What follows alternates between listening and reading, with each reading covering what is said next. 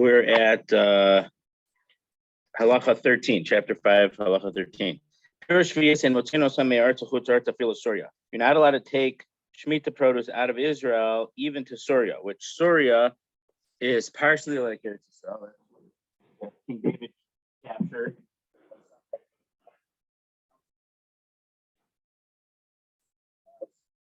of Eretz Yisrael fully.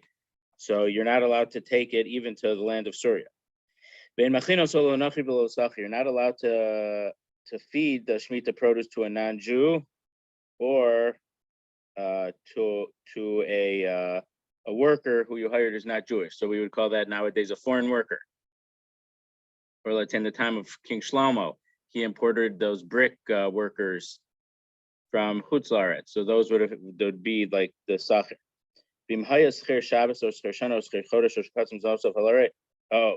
so it's not necessarily. It might even be talking about a Jew. We'll talk about the reason why. If he was hired for the week, or hired for the year, or hired for the month, or you're obligated to pay his for his food, then he's like one of your household, and you can feed him Shmita produce. And you're allowed to feed a guest Shmita produce. So Rav Kook says it appears based on the Rash and the Beis Yisrael in the Pasuk Shulchan that there's no prohibition to take that there's no difference in law of taking Shmita produce out of Eretz Yisrael to any fruit any other year. That there's also a halacha against taking regular fruit out of Israel to Chutz Haaretz. But there are certain mechanisms that you're allowed to take the fruit to outside of Israel every year. According to that opinion, you're also allowed to take Shmita produce outside of the land of Israel until the Zman Bior.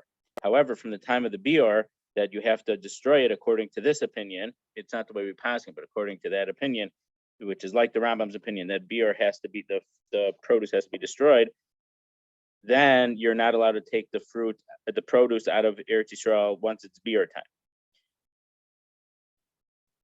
And then it becomes like the halacha of impure oil that it has to be burned, or other holy things that they get destroyed in a sanctified, holy manner.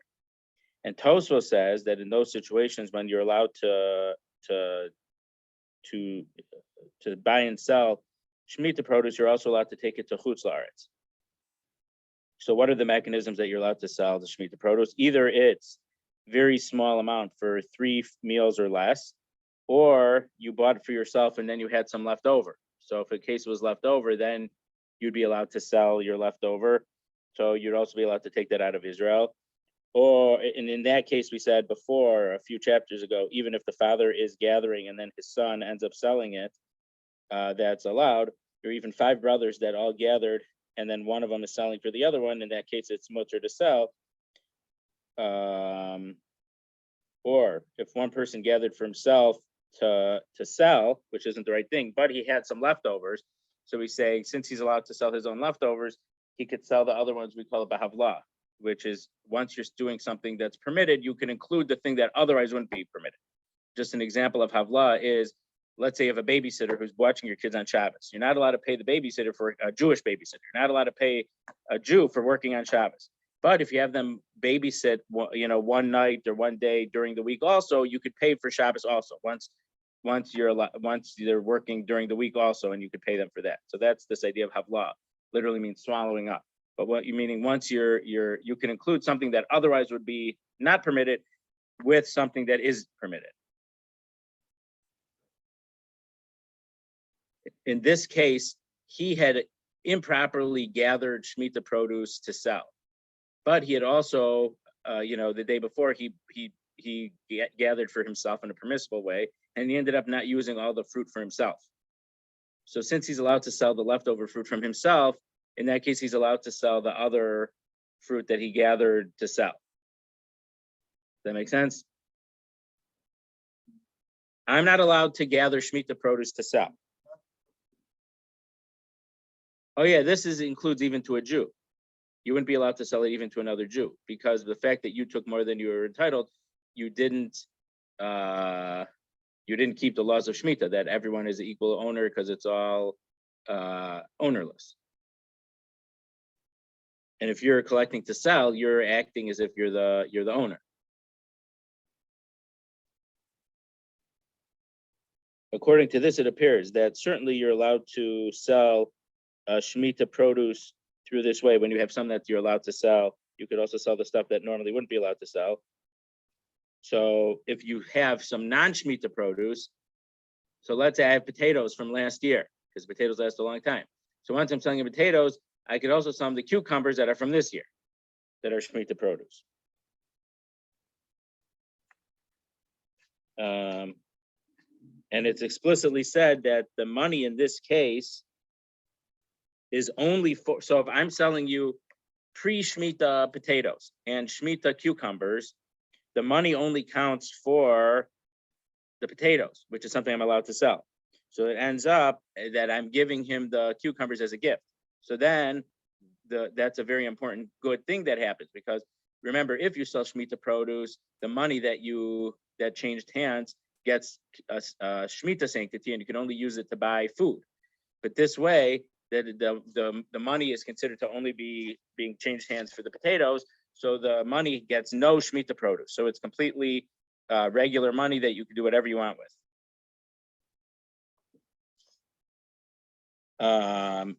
Except in the cases that you're allowed to sell it, you're not allowed to, be more or less full time, that you're, brokering sales of the Shmitta produce and stuff.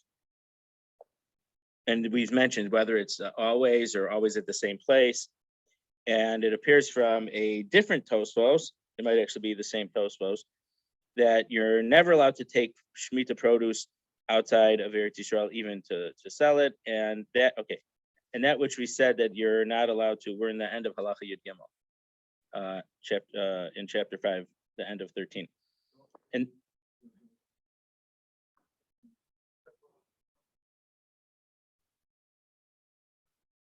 stay away from it. Stay away from it. So, but it's best to stay away from it. But there are cases in which it would be mutter. According to some opinions, if it was done with the Otzer Beis Din, according to the Ramban's opinion, and according to the opinions, the understanding that Otzer Beis Din, once that the Otzer Beis Din makes as if the beer already happened, then according to the most lenient opinion, then you could buy it and not worry about it. According to not the most lenient opinions, you'd have to consume it by the time that the beer would happen. Now, the halacha where this comes up is esrogim. So our esrog broker is planning on getting us esrogim not from Israel. The last Shmitta year he got from Morocco, and I thought that it was very good-looking esrogim. But before they had the esrogim from Chutz, after Shmitta, we used to have to collect everyone's esrogim and send it back to Israel so that they could do the beer for it in Israel. So if Kook doesn't mention it here, but some say the reason that you're not allowed to export the produce from Israel is because you have to do beer in Israel. And how do you get it back? And nowadays, with air traffic, it's not such a big deal.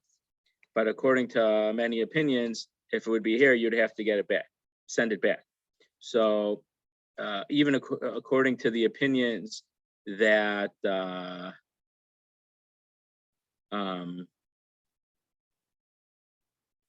so even let's say if you finish it before the beer, so you have nothing to send back, still you have to be careful in the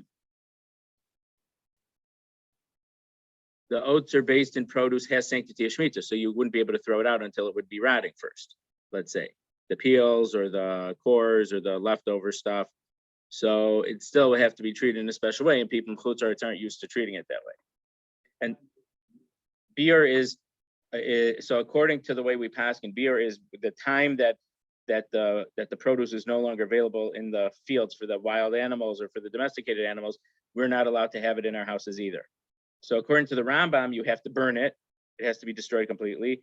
And the other extreme, the Ramban says you have to declare it ownerless. but you could declare it ownerless in the street when no one's there and then take it back into your house. Meaning once it was declared ownerless, then you could take it back. But the main thing is declaring it ownerless at the right time.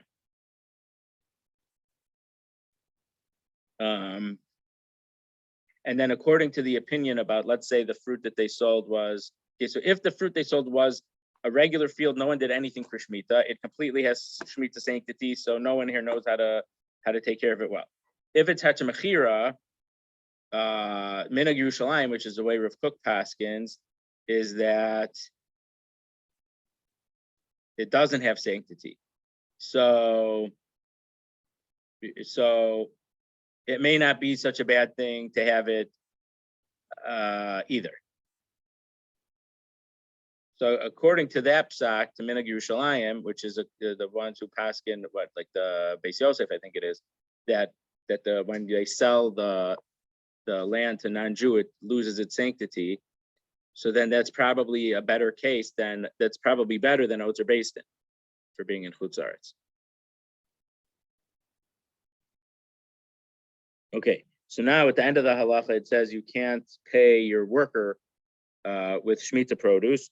So Rav Kook says this is even for a Jewish worker if you didn't obligate yourself to for his food. Meaning, if you obligate yourself to pay him for his work, you can't pay the work. You can't pay him with Shmita produce. You have to give him money. But if your deal included paying him meals, then obviously you're allowed to feed him Shmita produce for his meals. So what is the problem with this? The reason is is as if you would be paying his wages instead of paying him with money. If you'd be bartering with him and giving him Shmita produce, it looks like you're paying your own personal debt with Shmita produce. And there's a halacha that we're not allowed to, Shmita produce is only allowed to be eaten. You're not allowed to pay a debt with it. If you hired this worker, if you would be bartering with him and paying him Shmita produce in exchange for his work, you're not using Shmita produce for eating. You're using it to pay your own debt, and that's a problem. Some people go as far as to say, and I really don't understand what the problem is, that you couldn't use Shmita wine for the mitzvah of Arba Kosos, or you couldn't give on Pesach, or you couldn't give Shalach Manas from Shmita produce. So they're saying, since there's the reason I don't understand it is because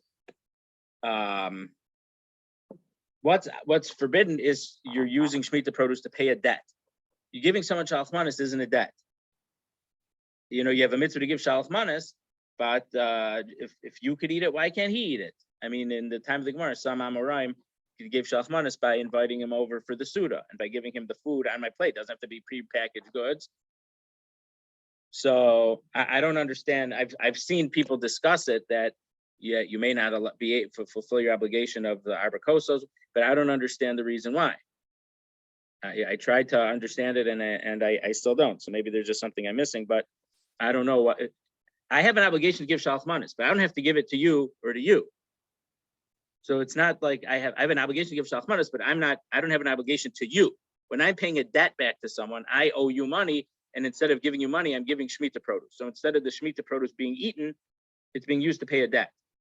But to do a mitzvah with it, I don't understand. According to that, how could you make Kiddush on Shabbos with it? How can you use it to bake to eat matzah on Pesach?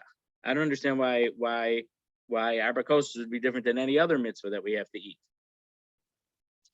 which is not as many mitzvahs as we have to eat as we might think, but still, Kiddush, matzah on Pesach. Okay, and a guest that it says you're allowed to feed your guests from Peirush Shvius. This achsania means a guest, even if they're non-Jewish guests. And it doesn't necessarily mean we have what is it? The Third Amendment. I forgot what amendment of the Constitution, that they're not allowed to make you house soldiers. But in all the other countries, the Tsar came in and the soldiers came to the city. They said, we're living in this house right now and you're cooking for us. Not just the Tsar, but in many, many countries.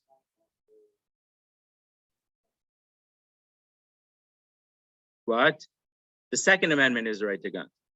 And so it's not the second. It might be the third. It's not the fifth. I don't think it's the fourth or the sixth. It might actually be 6, which is the illegal search and seizure. It might include that they're not allowed to force us to house soldiers or feed soldiers. But when you're forced to, this is included. Rav Kook mentions that the king's soldiers you'd have to feed, but we're allowed to feed any guest, even if it's. So there's a coercion. There's going to be literal danger to people's lives if they don't feed and house the king's soldiers. So there's a Gemara in Sanhedrin about that. Some leniencies that the Chachamim allowed you to plow in a Durabanan manner or in a Durabanan place, because if you wouldn't do that, they would kill the Jews for not taking care of the soldiers. But here's talking about not such a coercive case.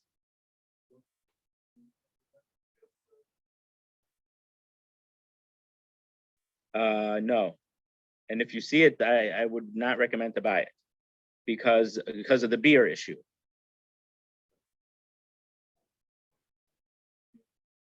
Anything that has a bedatz on it, is not from Shmitta. The bedatz Eida Haaretz.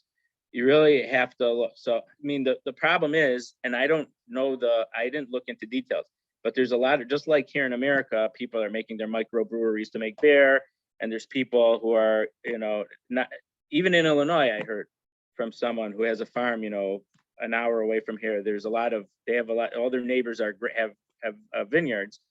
So even in Illinois, there's people are making their own wine. So in Israel also, a lot of people are making not just the Yoni Blumhoff bathtub wine, but they're making real wine that they're trying to sell. And so it's very, very, because of the beer, it's really not a safe thing to be dealing with wine that has Kedusha Shvius. If it has Kedusha Shvius, it has to be finished by the beer time.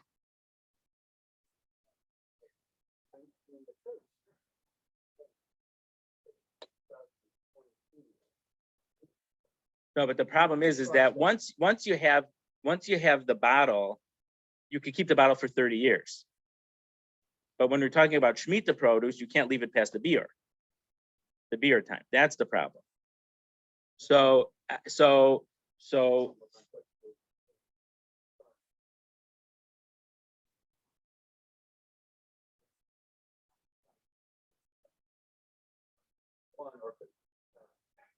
don't know, but I'm saying if it has a reliable hechsher, then it's reliable. Like the bedats, you never have anything that's Shmita produce.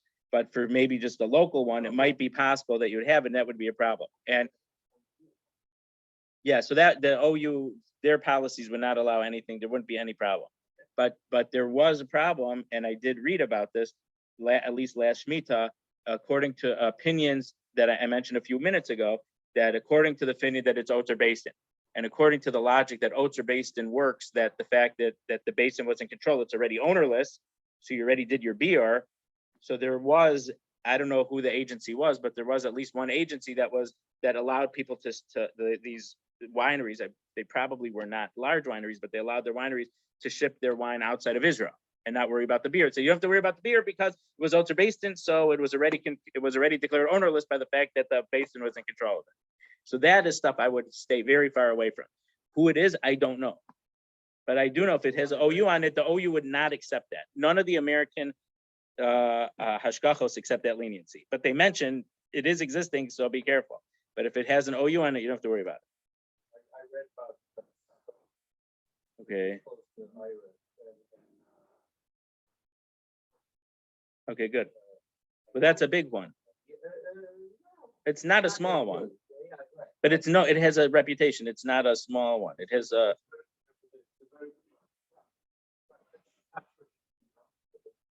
But I'm saying they have a good quality and they have a good kosher reputation. So if it has the good hechsher on it, you don't have to worry about it.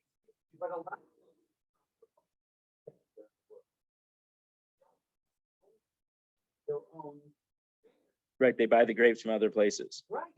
Yeah. All they're doing is process. Right. I have a video last summer in 2021. The OU, I think the whole thing wasn't. I watched it on Zoom. I don't know if it was in person yet or not. But they had 4 weeks. They had 4 different kashrus situations that they were showing. One was a commercial bakery. One was it may have been Kedem making the wine and grape juice, and one was a restaurant, whatever. And they were talking about different kosher issues that come up, and just the general halachos that relate to that particular thing. So there was one July of last year about the wine.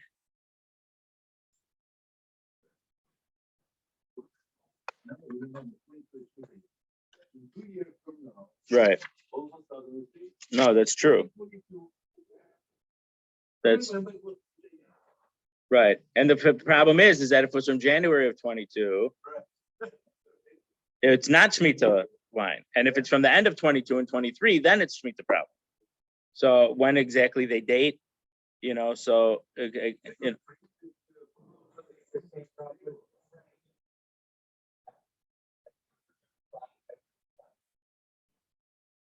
well, that's right. I don't think it's the same as Yashin, but yeah. But here we have to know how they label it, because here in America harvesting would have been, maybe in July for grapes. In Israel,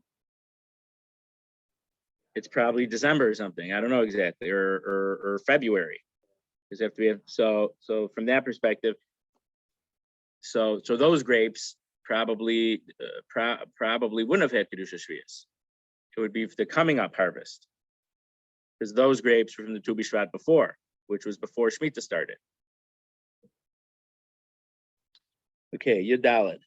Ain poskin, or our text says ain based in poskin the isha perishvias. Based in can't say that this woman gets produce, which is Shmita produce, meaning this is like paying an obligation for perishvias, meaning if they say that the husband has an obligation to give it to her, so then it becomes an obligation. Probably in the case where they got divorced, and therefore or maybe not together. If he died, and so she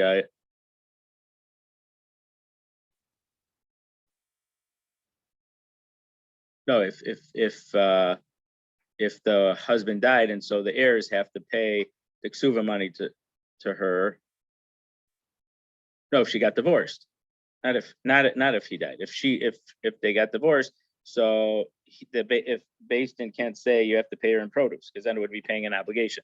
The debt that he owes her from the ksuva is like a debt, so he has to pay it with money, not with Shmita produce, because Shmita produce is used for eating and drinking and highest and best use, not for paying off debts.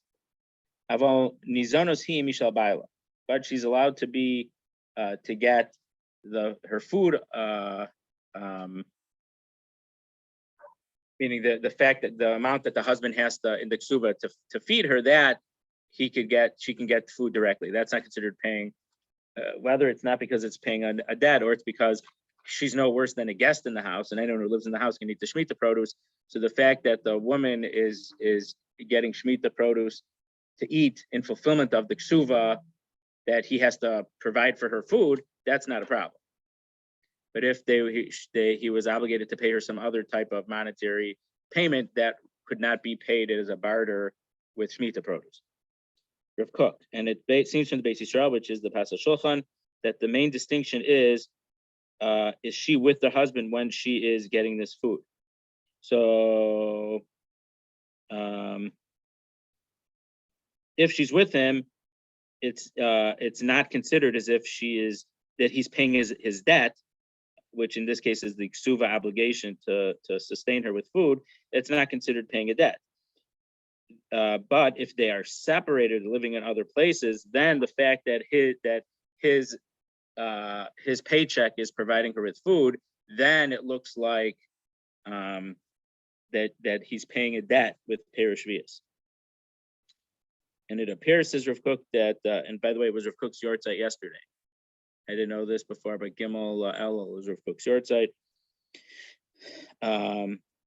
If it hasn't been contentious enough that they actually went to Beis Din to adjudicate their complaint, but if she's just getting food from him, then it doesn't matter if she's there or not, and it's always okay for her to get food. She's being fed from her husband's Shmita produce. But once they had a fight about it, and she had to go to base and say he's not supporting me, then this distinction takes into place. That if Basin says yes, you have to pay, you have to provide for food for her in this case, then in that case, then he's not allowed to give her food from Shmitta produce, because the Basin says you have to pay her. Then it becomes a debt, an obligation, which then he has to pay with money, not with Shmitta produce. Okay, Tezvav and Tezayin, Rav Kook puts them together. You're not allowed to gather Shmitta produce before it's ripe. Shenemar Zvatzi says Tochos Tvua, so you have to eat its produce. You're not allowed to eat it until it reaches the state of being considered produce. So pagim is, I think it's, well, it's here the Rambam is going to talk about in the next halacha, but it's a very early stage of ripeness. Most people wouldn't eat it yet, but some people would eat it in a pinch. So that's this state called pagin.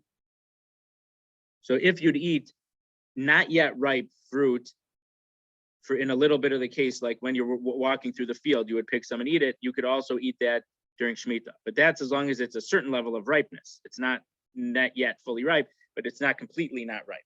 If it's completely not ripe, there's no situation where you'd be allowed to eat it if it's Shmitta produce. And you're not allowed to bring Shmitta produce into your house until it reaches the obligation of separating Truma and Meiser. So halacha tezayin. So when are you allowed to eat fruits in the field during Shmitta? Meaning it's not fully ripe yet, but what's the level of ripeness that is considered partially ripe that you're now allowed to eat it just a small amount in the field? The unripe figs, when they either it means it becomes shiny. Then you could eat with them with your bread in the field because they're not ready to eat alone, but you could smear it or just put it on a bread and eat it that way. But you wouldn't eat it plain. That's not a way of eating these unripe figs. And similar other things similar like that. So a grape is once it has some liquid inside, then you could eat it in the field. The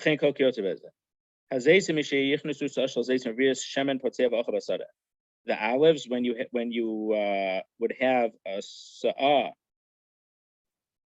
of olives that would produce a revius of oil, then you could break them and eat it in the field. So again, in those days, it doesn't seem that they ate, olives the way we eat olives, but the juicy was oil, but sometimes they would have an olive, they would, crush it or whatever and eat it on the bread. They wouldn't eat it alone. Once it gets half a log, which is 2 revius. So if this amount of olives gets 2 revius so according to, for Friday night, we hold a revius is about 4.5 fluid ounces, according to Moshe Feinstein. So then 2 of them would be about 9 ounces of oil from this certain amount of olives. Then you're allowed to crush it more, and you can even anoint your skin with it. Because earlier stage in that it's not considered real oil yet that people would rub their skin with, but once the olives would be big enough that they would yield half a log, about 9 ounces of oil, it's considered good enough oil that then the best and highest use of olives is rubbing it in your skin. That's what they did with it. If it had a third of their normal production amount, then you're allowed to bring it into your house because that is that's the amount for onas hamaisros. So the Rambam's opinion seems to be, and it's a big machlokes rishon, and most don't pass like the Rambam. The Rambam seems to say that for just about everything, onas hamaisros is 1/3 of its growth. And the pashtus is it's against the Gemara in Rosh Hashanah, but we're not going to talk about that machlokes. Let's talk about what we're going to talk on this Rambam. Okay, other fruits. The time once they're considered grown enough that you would have to separate Truma and Meiser, that's the same amount that Shmitta you'd be allowed to eat it, and you're not allowed to eat from them at all before it reaches that stage, even if you're just eating from it in the field, which is considered a temporary eating. Meaning, and if you eat something from field in general, you don't have to take truma or meiser. If you pick one and eat it, that's okay. It's once you'd harvest it and then pile it up, then under most circumstances, not all, then you would have to separate truma and meiser. Only olives and grapes that you would eat them before they're finished as a temporary way in the field. Therefore, we have special amounts of when you're allowed to partake of grapes and of olives. And olives, you could also rub them in your field, rub them into your skin while they're still in the field, even though it's too early to bring them into your house to eat them. But any other fruit, they only have one time, and that's the time when you'd be obligated to separate truma and meiser for them. And then you could even bring it to your house. And before that time, you're not allowed to partake of them at all, even in the field. And there is an opinion. Now, it seems that they originally thought it said Kesef Mishnah, but it's not the Kesef Mishnah. It's the Rambam himself in the Parsha Mishnah, meaning because the Kesef Mishnah is the author of Shulchan Aruch. He wrote a commentary on the Rambam. But the kuf mem, sometimes if you don't make the kuf long enough, it looks like a reish. So really, it was supposed to be a reish that got too long and it looked like a kuf. But it meant Rabbeinu Moshe, it meant the Rambam, not the Kesef Mishnah, says all other fruits, when they reach a similar amount to these unripe, let's say these unripe figs that are shining in the field, that applies to other fruit also. So the first opinion Rav Kook says is that the special times are only for figs and grapes and olives. But then from the Rambam Parsha Mishnah, it seems, because the Rambam says v'chein kol kayotz behem, and similarly for everything like that, meaning that all other fruits, there is a time that even though they're not a third of the way developed yet, which according to the Rambam is once they're obligated for meiser, there are times when you could eat each of those fruit, but it depends on how people eat those fruits. So the amount of a third of olives, the Rambam's opinion in Hilchos Meiser is that when the amount of oil that they get is, I guess, a ninth from what they would yield when they were fully ripened. So that's when they're reached 1/3 of their growth. But the Rash's opinion in the Mishnah is that the third that the Mishnah that this halacha is talking about means you get 1/3 of the yield of oil that you would get when they're fully ripe. So 1/3 ripeness, according to the Rambam, only yields you 1/9 of the olive yield. According to the Rash, the 1/3 would correspond with 1/3 of the oil yield. And if they give 3 lugim to a saw is let's say a bushel, and you get 3 lugim, so 3 lugim would be a revius, the 4.5 ounces times 12. Then once you get a lug per saw, that is 1/3. And if you get more than that, then it's considered that it's a very good crop. And the Ravid's opinion is that it's a set matter. It doesn't depend on the yield of these olives, because maybe you have a better oil grove that yields more oil, and you have one that just doesn't produce as much. The soil isn't as good, whatever. But the Ravid says no, it's set. Once you get 1 log of oil, so that's about the 18 ounces out of a bushel, let's say, then that's considered a third of their growth, because in the places where olives are bad, you don't get more than 3 lugim, which is again 12 times 4.5 ounces for a bushel. Therefore, the Chachamim said they said the halacha is everywhere follows what the yield would be in a very poor field, a field that doesn't have a good olive yield. And it appears, says Rav Kook, that according to this opinion, even if you would have super duper bad olives, that they don't even do this much, still, if they would produce less than this, then you wouldn't be allowed to use them on Shmitta, because they're not considered as if they reach the minimum development yet. And there's a doubt if the fruit that you're allowed to eat in the field, which you're not allowed to bring them into your house, is that because you're not able to bring it into the house yet because the halacha is they didn't develop enough yet? Are you allowed to make them into a cream? We said you're not allowed to make a medicine cream out of Shmitta produce. So if it's at the stage you're not allowed to eat it yet, maybe you'd be allowed to make a malugma. So maybe you're only not allowed to make a malugma out of real fruits. But since these you can't even eat, maybe you're allowed to make it a malugma.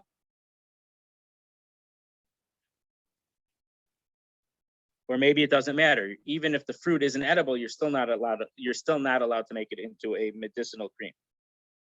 So he seems to just have a suffix about it. He doesn't say it's mutter, he doesn't say it's usher. So and then he says you could discuss that if it hasn't reached this level of ripeness yet, that you're not allowed to even eat it in the field.